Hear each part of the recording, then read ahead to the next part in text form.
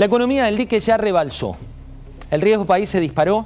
El Banco Central no para de vender dólares. Hoy te mostrábamos el número de los dólares que vende.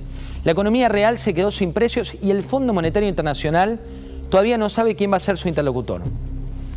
La inflación, en tanto, en un ratito le vamos a preguntar a Rodolfo Santangelo, corre su arco hora a hora, minuto a minuto. Por eso ya sin Guzmán, la pregunta que está instalada en los ámbitos más altos del poder es la misma.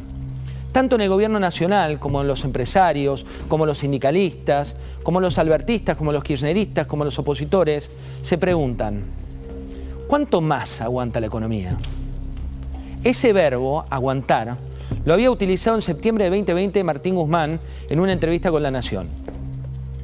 En ese momento me dijo en una entrevista de domingo fue, cerrar más el cepo sería una medida para aguantar. Y no vinimos a aguantar. Hizo todo lo contrario. La preocupación actual coincide con la realidad y es que más allá de los nombres, la economía argentina se le fue de las manos al gobierno nacional.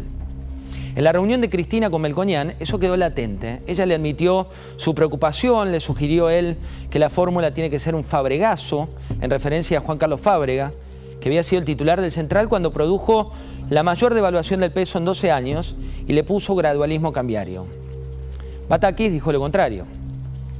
El Central, por entonces que no compraba dólares, tenía cantidad de pesos, estaba parado el Club de París, los buitres. Bueno, un ajuste clásico que hizo Fábrega significó que no le alcanzaba a devaluar diariamente, sino que tuvo que hacer lo que en la jerga llaman un saltito. Cristina se entera, un poco antes, de quién podría ser la sucesora de Guzmán, pero en tiempo real que Guzmán se iba. Ella escuchó a Melconian con atención y en su comida a puertas cerradas, en su reunión a puertas cerradas con el presidente de la Nación, le dijo, quiero un cambio de rumbo, quiero un cambio económico. De no hacer cambios de fondo, la economía se encamina a un sendero de no retorno. También así el gobierno de los Fernández. Esto no es un diagnóstico agorero, no se trata de tratar de asustar, sino de la realidad. Tanto Fernández de Kirchner como Kirchner conocen los detonantes de las grandes crisis en la región. Fíjate, en Venezuela fue por la quita de poderes de la Asamblea Nacional el detonante. En Colombia fue por una reforma tributaria. En Chile por un aumento en el precio del metro.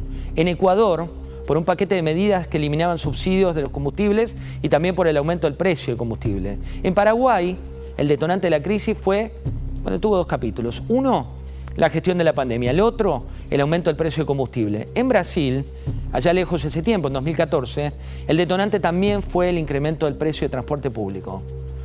No hay que jugar con la realidad que atraviesa la Argentina.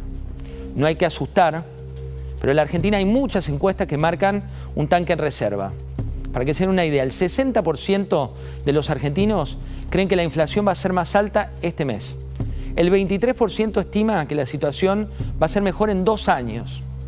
Los datos son de Fixer, que fue la que acertó los resultados de las PASO en 2021. Un dato más. La inflación es para los argentinos el principal flagelo. El estudio de Jacobo te muestra economía, inflación, trabajo y dinero. Esto nos desvela a los argentinos.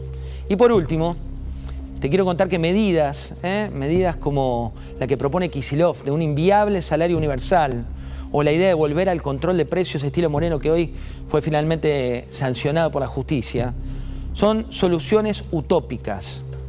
Desde ahora hay nuevos interrogantes, el Fondo Monetario Internacional, la renovación de deuda y encima estos debates inconducentes que te llevan a una sola pregunta: ¿cuánto más aguanta la economía? Bienvenidos.